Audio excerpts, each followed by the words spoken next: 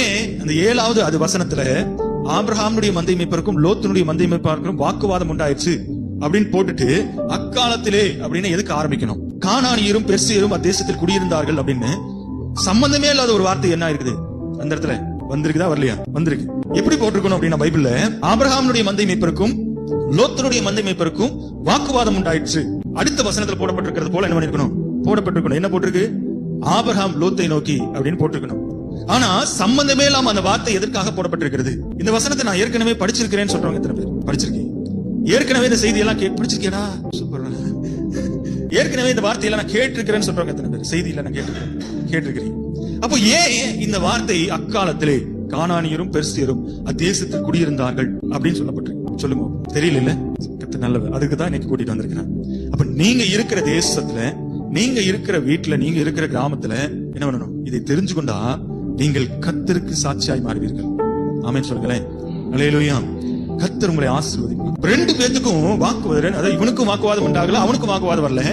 மந்தை மேய்ப்பாளர் 2 பேருடைய வேலைக்காரர்களுக்கு தான் வாக்குவாதம் வந்திருக்குது. ஒரு ஆவிக்குரியவன், ஒரு கிறிஸ்தவன், ஜெபிக்கிறவன் எப்படி செயல்படணும்? புரியுதுங்களா? இப்போ மேக்சிமம் நம்ம ஊருக்கு எல்லாம் பங்காளி சண்டை தான் வருது. உன்னோட இடம் என்னோட இடம், உன்னோட சொத்து என்னோட சொத்து, இதுதான். அப்ப இப்படி இருக்கிற நேரத்துல ஒருவன் ஆவிக்குரியவனா இருந்தா அதை எப்படி நம்ம சமாளிக்கணும்?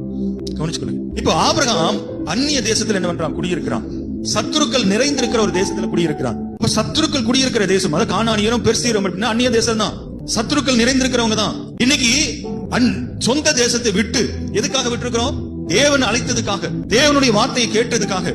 தேவன் என்ன பண்ணிட்டார்? நீ இந்த தேசத்தையும் இந்த இனத்தையும் விட்டு நீ என்ன பண்ணு, நான் உனக்கு காண்பிக்கும் தேசத்துக்கு போ, நான் உன்னை பெரிய ஜாதியாக்குவேன், உன்னுடைய சொத்து பத்தி எதையும் என்ன பண்ணக்கூடாது, இந்த தேசத்திலிருந்து எடுத்துட்டு வரக்கூடாதுன்னு என்ன பண்ணிருக்காரு? ஆபிரகாமை பார்த்து சொல்லி இருக்கிறார். இன்னைக்கு எல்லாத்தையும் விட்டு வைராக்கியத்துல விட்டுட்டு நம்ம என்ன பண்ணிருக்கிறோம்?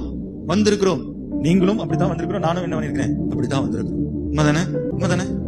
எல்லாத்துக்கும் நம்மளை எந்த அளவுக்கு வச்சிருந்தாங்கன்னு உங்களுக்கு நல்லா தெரியும். முந்தி உண்மைதானே? எந்த அளவுக்கு வச்சிருந்தாங்க. நம்ம தாத்தா பாட்டி எல்லாம் பாத்தீங்கன்னா உண்மையை ஓப்பனா சொல்ல தொட்டி தான் கொடுத்து என்ன பண்ணிருக்காங்க? டீ கொடுக்கறதுனால. இன்னைக்கு நம்மள உயர்ந்தவங்க அப்படின்னு நினைச்சிட்டு இருக்கிறவங்க இன்னும் நம்ம எப்படி வச்சிருக்காங்க? வீட்டுக்குள்ள போக முடியுமா?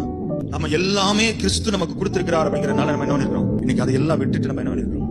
வந்திருக்கிறோம். அப்ப அவங்களுக்கு முன்னாடி நாம எப்படி இருக்கணும்? ஆமென் சொல்லுங்களேன். அல்லேலூயா. அப்ப ஆபிரகாம் எல்லாத்தையும் விட்டுட்டு என்ன பண்ணிருக்கான்? வந்திருக்கிறான். உங்க தேசம், உங்க ரூல்ஸ், உங்களுடைய கட்டுப்பாடு அப்படின்னு சொல்லிட்டு வெளியே வந்திருக்கு. என் தேவன் என்னை அழைத்திருக்கிறார், நான் என்ன பண்ணுவேன்? அவருக்காக நான் செயல்படுவேன் அப்படின்னு சொல்லிட்டு வம்படியா சண்டை போட்டு 2 பேர் வெளியே வந்திருக்கிறாங்க. இன்னைக்கு வெளியில வந்தவங்களுக்குள்ள சண்டை வந்ததுன்னா அந்த தேசத்துக்காரன் என்ன சொல்லுவான்? சொந்தக்காரன் என்ன சொல்லுவான்? இப்ப நீங்களும் நானும் என்ன பண்ணிருக்கிறோம்? வெளியில வந்திருக்கிறோம். அந்த விக்கிரக வழிபாட்டுல இருந்து, அந்த காரியங்கள்ல இருந்து, அந்த சடங்காச்சாரத்துல இருந்து நம்ம என்ன பண்ணிருக்கிறோம்? அடிமை கட்டில இருந்து என்ன பண்ணிருக்கிறோம்? வெளியில வந்திருக்கிறோம். இன்னைக்கு உங்களுக்கும் எனக்கு சண்டை